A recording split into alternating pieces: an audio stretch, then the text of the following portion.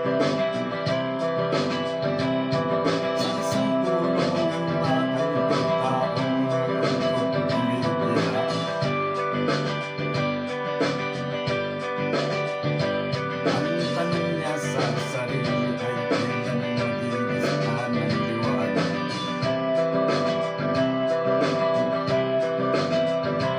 Malayo ang iniisip at nakakain niya rin mga palad.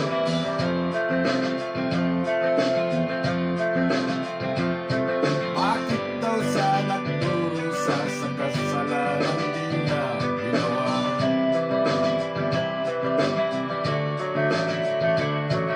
Kahapon lamang ay kapiling niya kanyang asawa at anak.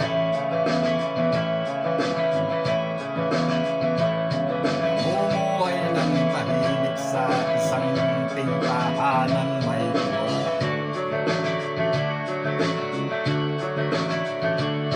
Ang kaligayahan ay pinutol ng isang paratang sa kanya.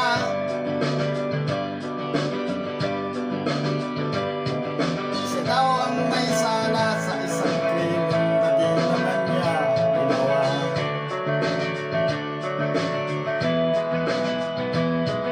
Wala na bang katarungan ng isang nilalang na katulad niya?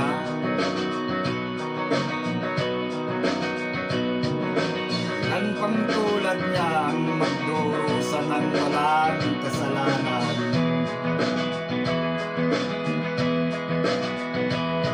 Di ba't ang batas natin pantay-pantay, walang mahirap mayaman? Bakit marami ang nagdurusang mga walang kasalanan?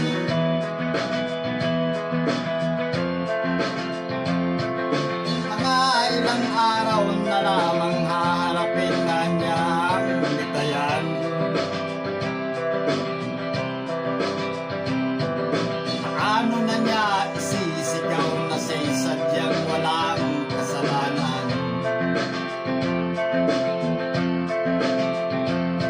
Tanging ang Diyos lamang ang siyang saksi at siyang nakakaalam. Diyos na rin ang siyang bahalang maningil kung sinong may kasalanan. Dumating na ang araw, haharapin na niya kanyang kamatayan. Sa isang upo ang bakal na